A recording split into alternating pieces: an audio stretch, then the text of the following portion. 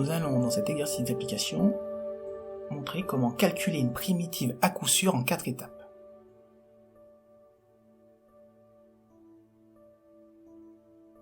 Voici donc l'énoncé. Nous avons ici 4 fonctions dont il faut déterminer la primitive. Elles n'ont pas été choisies au hasard, vous verrez plus tard pourquoi.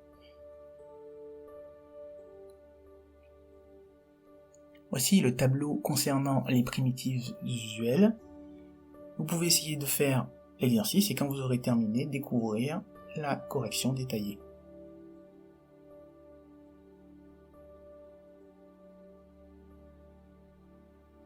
Voilà, commençons donc la correction.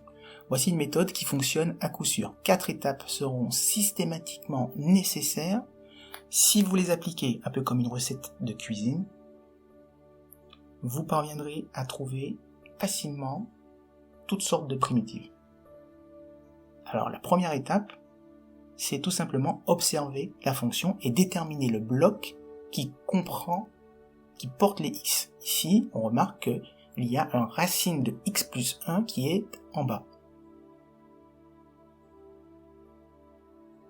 La deuxième étape, c'est trouver dans le formulaire des primitives quelle est la fonction qui va m'apporter la racine de x plus 1 à cet endroit-là, c'est-à-dire en bas.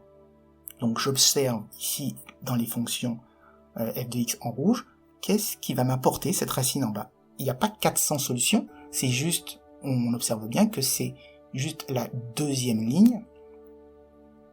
On a bien la racine qui vient en bas à ce moment-là, donc nous allons utiliser cette fonction. On peut donc écrire grand f de x égale racine de x plus 1. Maintenant, nous allons nous intéresser uniquement aux constantes. Uniquement aux constantes. On va réajuster par rapport aux constantes possibles qui peuvent sortir ou arriver. On écrit donc 2 fois 3 divisé par 1. D'où vient le 2 ? Le 2 vient du tableau. Donc, forcément, on l'écrit.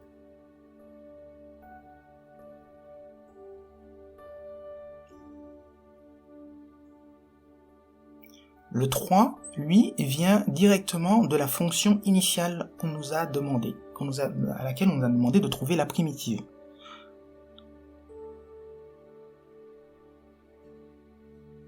Et effectivement, le 3 était bien présent depuis le début. Je vous rappelle que cette fonction peut s'écrire 3 fois 1 sur racine de x plus 1. Donc le 3 qui est là va se retrouver écrit ici. Et le 1 est juste mis pour ajuster la division. Maintenant, nous allons simplifier et surtout ne pas oublier de rajouter plus k et nous trouvons la réponse. Alors nous allons faire la même chose pour la fonction g de x.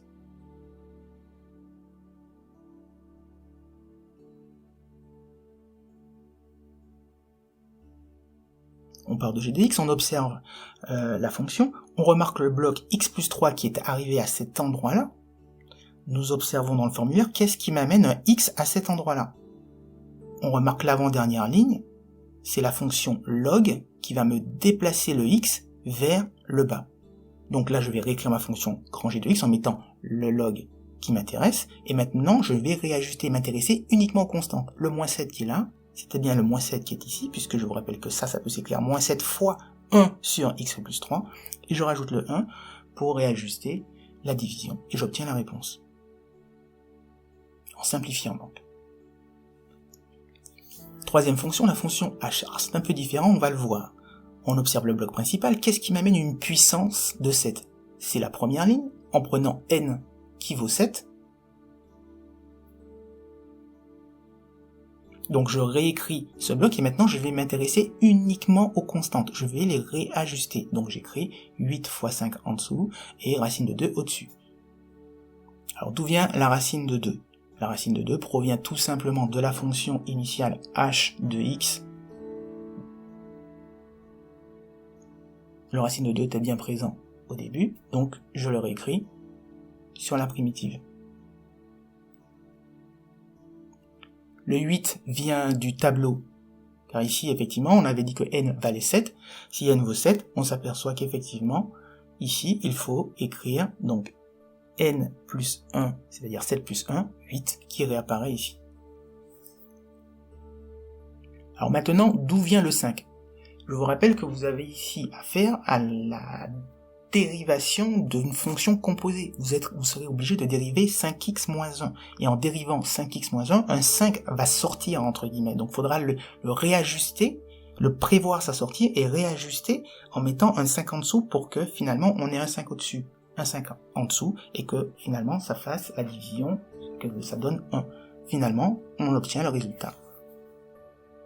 Maintenant, intéressons-nous à la fonction i de x. Pareil, on observe le bloc le plus compliqué entre guillemets. Qu'est-ce qui va m'apporter l'exponentielle ici ?